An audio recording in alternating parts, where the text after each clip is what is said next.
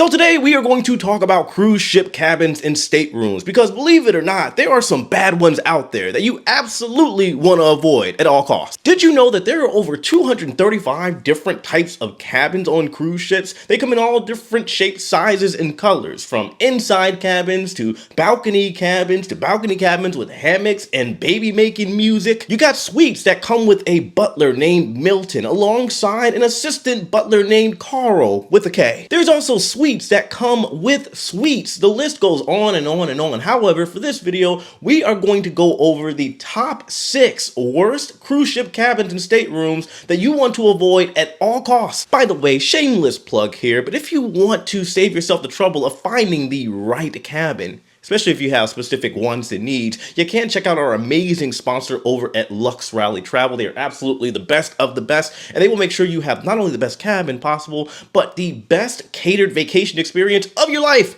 Link in the description box below. So for number 1, we have cabins and staterooms that are located near high trafficked areas. Now before we go into the explanation of this, it does not matter if you are in an inside cabin, an ocean view with a porthole, a balcony, a suite. Well, actually the suites you probably will be safe in most cases. But nevertheless, high traffic means areas in which there's going to be a lot of people running up and down the hallways, primarily near the elevators or the staircase areas. Truth be told, unless you don't care where you are a party person, or you're somebody that sleeps like a hibernating bear, you probably want to avoid these types of cabins. You also want to avoid cabins that are near crew access areas. Why? Because there is room service going back and forth, so you're going to hear the food jingling and falling all over the place and making all kinds of noises. There's going to be laundry that's going on. You're also going to have the crew running back and forth and communicating with each other, meaning you're going to be hearing yelling and screaming in at least 20 different languages. Number 2, we have cabins and staterooms that are near or under any entertainment or activity areas. Now, there are 3 primary pain points on a cruise ship, that of which being the pool area. So you want to avoid being right under the pool if you don't like noise.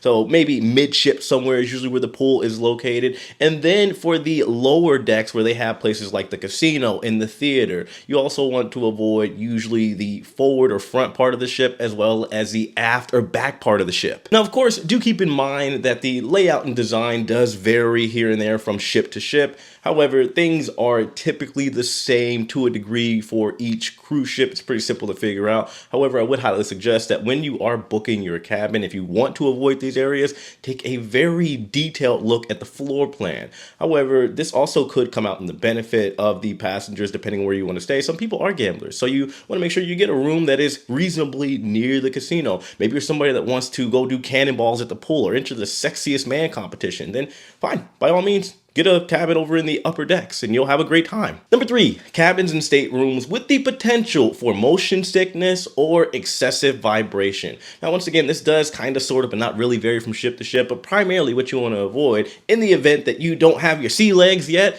is the front of the ship, those cabins, as well as the lower back or aft of the ship, because that's where the engine room is typically located. Of course, there are factors to consider here, like the age of the ship, how well the ship is maintained, the ship design, as well as if the ship is going through a storm and rough waters. Number 4, cabins and staterooms with obstructed views. Now, an obstructed view cabin is a cabin that one has a access point to view the outside. However, it is obstructed by something, be it a lifeboat, some type of machinery, or a steel beam. Now, the poor devils that often get stuck with this type of cabin are typically the passengers that book what's called a guaranteed cabin. A guaranteed cabin essentially is whenever you go online and book your cruise, most of the people are aware they don't care where the room is, but that's essentially what you are paying for. The cruise line will put you in an available cabin of that cabin type in which you are paying for. So yes, you can get a balcony cabin, but there might be something in the way like a lifeboat. Number 5, cabins with privacy or noise issues.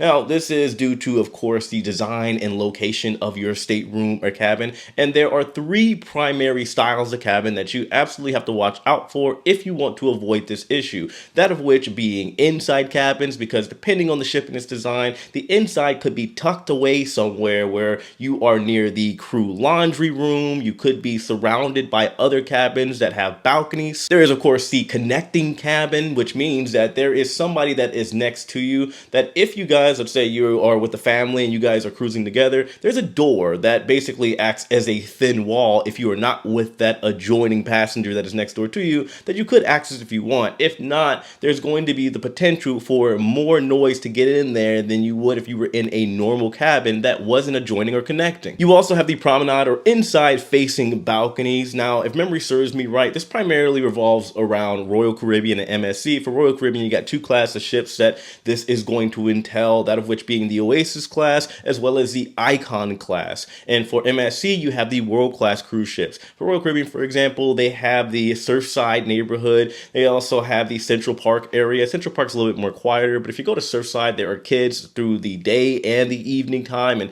I would say unless you're sailing with a family, you could potentially find a cabin in that specific area facing inside a little annoying. Finally, for number 6, you want to avoid the crew cabins. Now, I know this last one probably caught a lot of you off guard. And yes, I'll be honest with you, you can't just simply book willy-nilly a crew cabin. You have to have a friend or somebody that you know that is a crew member. But the benefit of being in that cabin, and I'll be honest with you, it's not the prettiest thing. You might end up being in the smaller rooms, the Jack and Jill cabins, where they have the toilet, the bathroom, and shower combination, absolutely disgusting. Or you might have that room that has a small porthole, the officer cabin. But nevertheless, a lot of times there are crew members that have friends and family that might come on board, and they will pay a discounted rate. I'm talking about anywhere between $10 a day up until usually around $50 or $60. Now, the problem with these cabins are the location is going to be absolutely horrible. You are going to have to take a very long walk to get anywhere, and you probably are going to either get seasick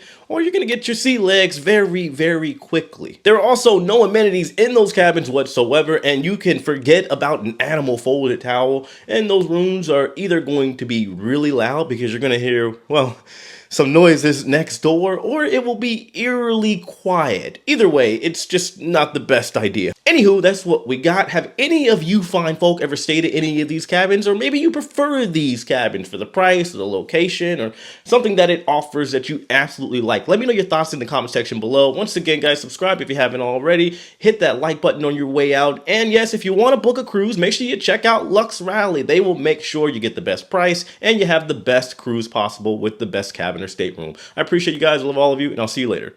Take it easy.